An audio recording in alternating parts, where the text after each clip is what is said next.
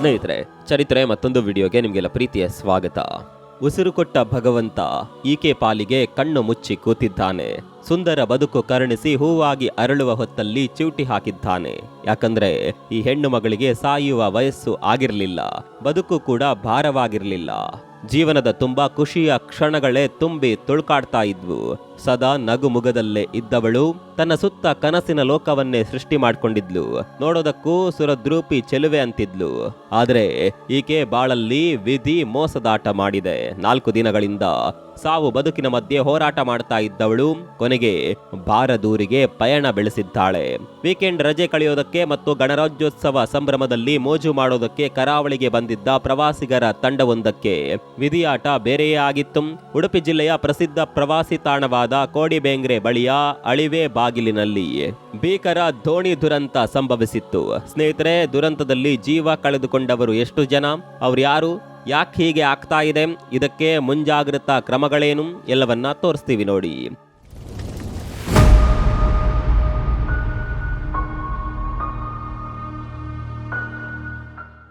ಆಕೆ ಹೆಸರು ದಿಶಾ ಅಂತ, ಮೈಸೂರಿನ ಉದಯಗಿರಿ ನಿವಾಸಿ. ತುಂಬಾನೇ ಫೇಮಸ್ ಆಗಿರುವ, ಹೆಚ್ಚಿನವರು ಇನ್ಸ್ಟಾಗ್ರಾಮ್ ಯೂಟ್ಯೂಬ್ ನಲ್ಲಿ ಫಾಲೋ ಮಾಡ್ತಿರುವ ಮಧು ಗೌಡ, ನಿಶಾ ಇವರಿಬ್ಬರ ಪ್ರಾಣ ಸ್ನೇಹಿತೆ. ಎಲ್ಲೇ ಹೋದ್ರು ಒಟ್ಟೊಟ್ಟಿಗೆ ಇರ್ತಾ ಇದ್ರು, ಸುಖ ದುಃಖ ಎಲ್ಲದರಲ್ಲೂ ಜೊತೆಯಾಗಿರ್ತಾ ಇದ್ರು. ಮೂವರು ಕೂಡ ಒಟ್ಟೊಟ್ಟಿಗೆ ಅದೆಷ್ಟೋ ರೀಲ್ಸ್ ಕೂಡ ಮಾಡಿದ್ರು. ಅದನ್ನ ಜನರು ನೋಡಿ ಖುಷಿ ಪಡ್ತಾ ಇದ್ರು. ಸ್ನೇಹಿತರೆ, ಫ್ರೆಂಡ್ಸ್ ಅಂದ್ರೆ ಹೀಗೆ ಇರಬೇಕು ಅಂತ ಹೆಮ್ಮೆಯಿಂದ ಹೇಳ್ತಿದ್ರು. ಆದ್ರೆ ಈ ಮೂವರು ಬೆಸ್ಟ್ ಫ್ರೆಂಡ್ಸ್ ನಲ್ಲಿ ಒಬ್ಬಳು ಇಲ್ಲವಾಗಿದ್ದಾಳೆ. ಟ್ರಿಪ್ಗೆ ಅಂತ ಹೋದವಳು ಅರ್ಧ ದಾರಿಯಲ್ಲಿ ತನ್ನ ಬದುಕಿನ ಯಾನ ಮುಗಿಸಿದ್ದಾಳೆ. ಸ್ನೇಹಿತರೆ, 4 ದಿನದ ಹಿಂದೆ ಮೈಸೂರಿನ 28 ಸ್ನೇಹಿತರು ಉಡುಪಿಗೆ ಟ್ರಿಪ್ಗೆ ಬಂದಿದ್ರು.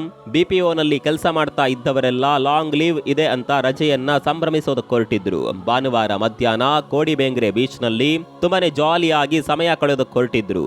ಮೈಸೂರಿನಿಂದ ಬಂದ 14 ಪ್ರವಾಸಿಗರು ಮಲ್ಪೆ ಡೆಲ್ಟಾ ಬೀಚ್ ಪಾಯಿಂಟ್ ನಿಂದ ವೇವ್ ರೈಡರ್ಸ್ ನಿರ್ವಹಿಸ್ತಾ ಇದ್ದ ಖಾಸಗಿ ಪ್ರವಾಸಿ ದೋಣಿಯಲ್ಲಿ ಪ್ರಯಾಣಿಸ್ತಾ ಇದ್ರು.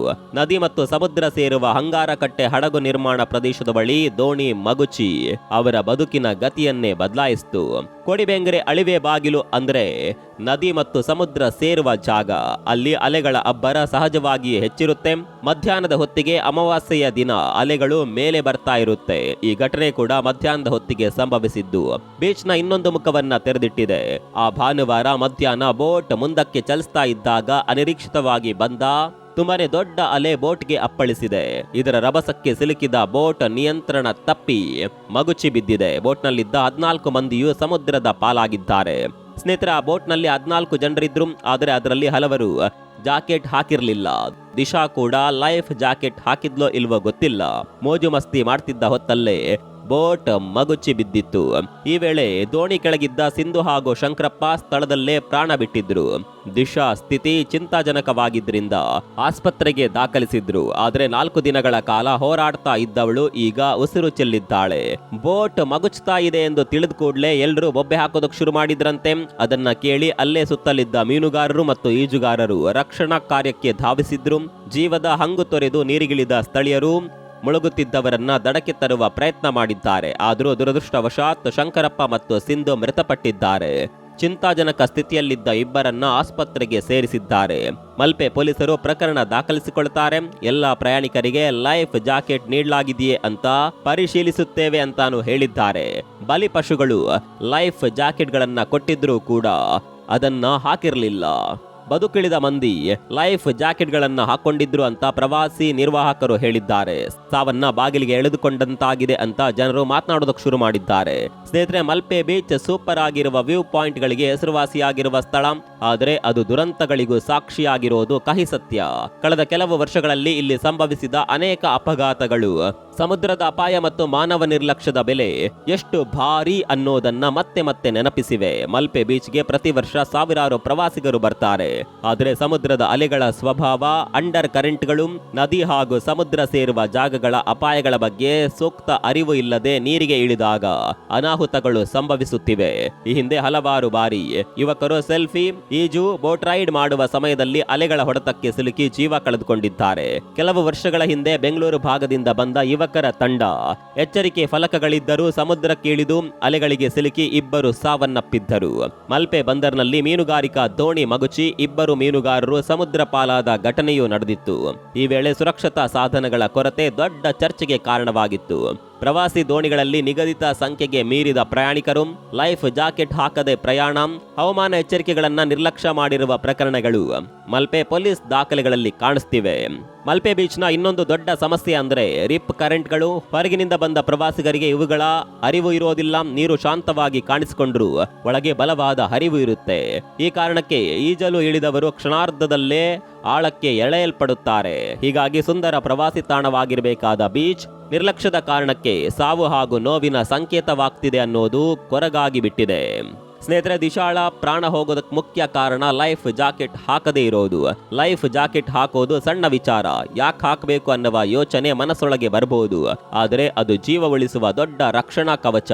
ವಿಶೇಷವಾಗಿ ಸಮುದ್ರ, ನದಿ, ಹಳ್ಳ, ಅಣೆಕಟ್ಟು ಅಥವಾ ಬೋಟ್ ಪ್ರಯಾಣದ ವೇಳೆ ಲೈಫ್ ಜಾಕೆಟ್ ಹಾಕೋದ್ರಿಂದ ಆಗುವ ಪ್ರಯೋಜನಗಳು ಅಷ್ಟಿಷ್ಟಲ್ಲ. ಲೈಫ್ ಜಾಕೆಟ್ ದೇಹವನ್ನ ನೀರಿನ ಮೇಲ್ಮೈನಲ್ಲಿ ತೇಲುವಂತೆ ಇಡುತ್ತದೆ.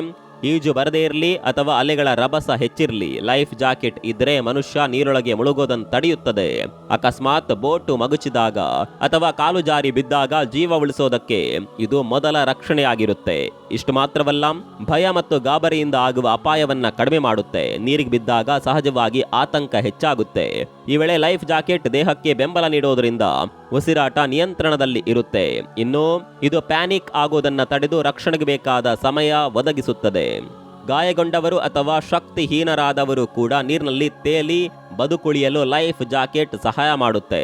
ಕೈಕಾಲು ಚಲಿಸಲಾರದೆ ಇದ್ದರೂ ತಲೆಯನ್ನ ಮೇಲಕ್ಕಿಟ್ಟು ಉಸಿರಾಡುವ ಅವಕಾಶ ನೀಡುತ್ತದೆ. ಇಷ್ಟೆಲ್ಲ ಸೆಕ್ಯೂರಿಟಿ ಫೀಲ್ ಕೊಡುವ ಜಾಕೆಟ್ ಭಾರವಾಗಿ ಬಿಡ್ತಾ ಇದೆ.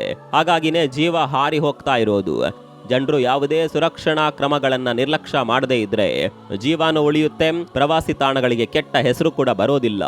ಮಲ್ಪೆ ಬೀಚ್ನಲ್ಲಿ ಸಂಭವಿಸುತ್ತಿರುವ ದುರಂತಗಳಿಗೆ ಅಲ್ಲಿನ ವ್ಯವಸ್ಥೆ ಕೂಡ ಕಾರಣವಾಗಿದೆ. ಅಲ್ಲಿ ಪ್ರವಾಸಿ ದೋಣಿಗಳು ಮತ್ತು ವಾಟರ್ ಬೋಟ್ಗಳಿಗೆ ಅನುಮತಿ ನೀಡುವಾಗ ಸುರಕ್ಷತಾ ನಿಯಮಗಳ ಕಟ್ಟುನಿಟ್ಟಿನ ಪರಿಶೀಲನೆ ನಡೆಯುತ್ತಿಲ್ಲ. ಲೈಫ್ ಗಾರ್ಡ್ಗಳ ಕೊರತೆ ಇದೆ. ರಿಪ್ ಕರೆಂಟ್ಗಳಿರುವ ಅಪಾಯಕಾರಿ ವಲಯಗಳಲ್ಲಿ ಸೂಕ್ತ ಎಚ್ಚರಿಕೆ ಫಲಕಗಳು ಕಾಣಿಸೋದೇ ಇಲ್ಲ.